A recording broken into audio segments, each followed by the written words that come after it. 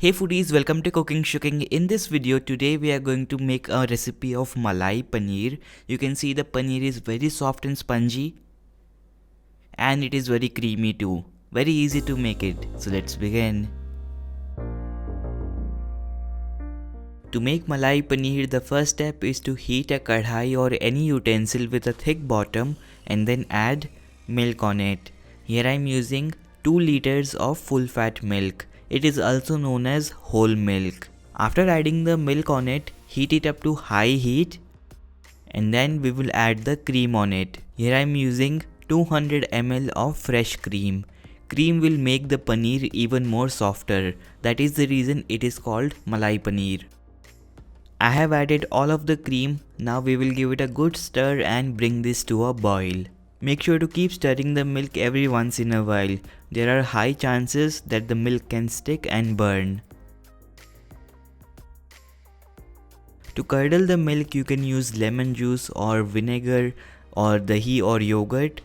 Today I will be using citric acid. Citric acid is made from lemon juice and it is very powerful. Most of the halwais use citric acid for making paneer. Here I am using about 1 teaspoon of citric acid.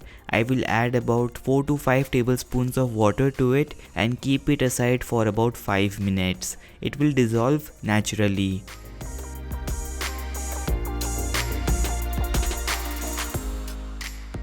Keep an eye on the milk. Once the milk gets a good boil, we will lower the flame and cook it for another 5 minutes.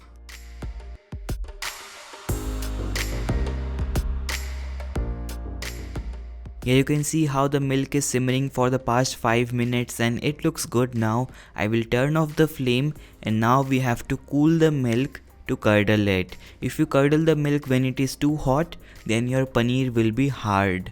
So here I am adding about 1 cup of ice cold water to the milk. For every 2 liters of milk, use 250 ml of cold water.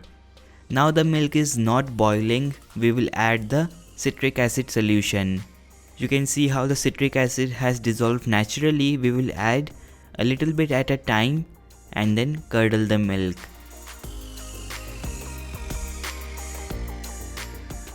You will notice how there will be small formations in the milk and the milk will curdle slowly.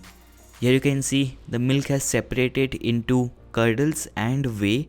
The whey is in green color. It looks good. Now we have to immediately cool off the chhena or the paneer.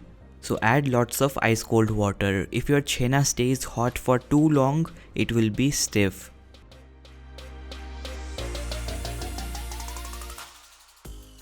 Now let's go ahead to strain off the paneer. For that, here I have a bowl. On top of this I will place a strainer. You can use any colander or a strainer. On top of this we will use a muslin cloth. You can use any dupatta or a muslin cloth. Now begin straining the paneer. To begin with, you can use a ladle and add the paneer little at a time. After that you can add all of it.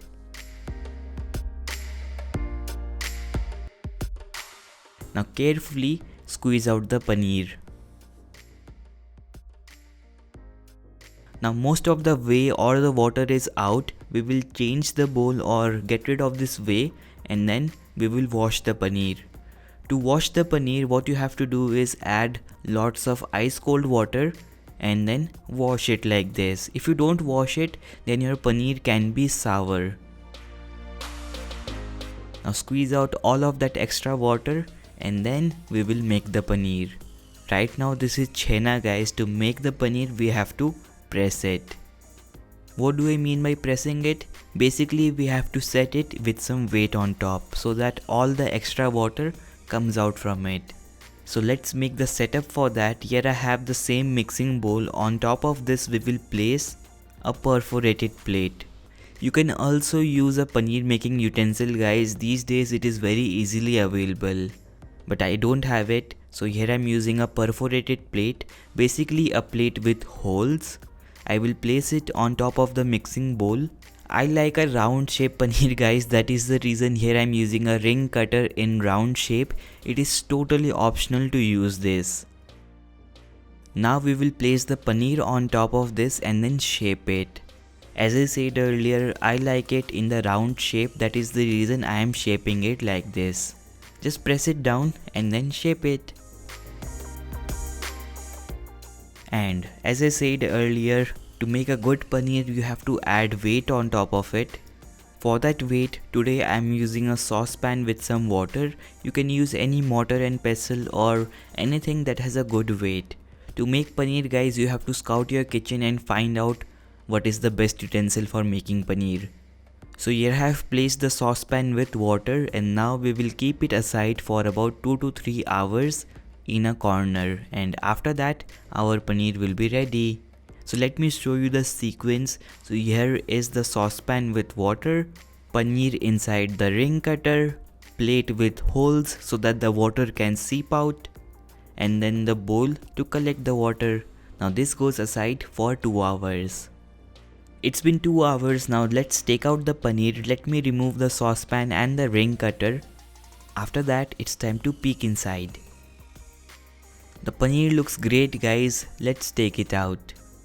You can use this paneer in the next 2 or 3 days. It's best to use it fresh. Let me cut it and show you to you how good it is. And once again, you can cut it into any size or shape that you like. See the texture. Doesn't that look great?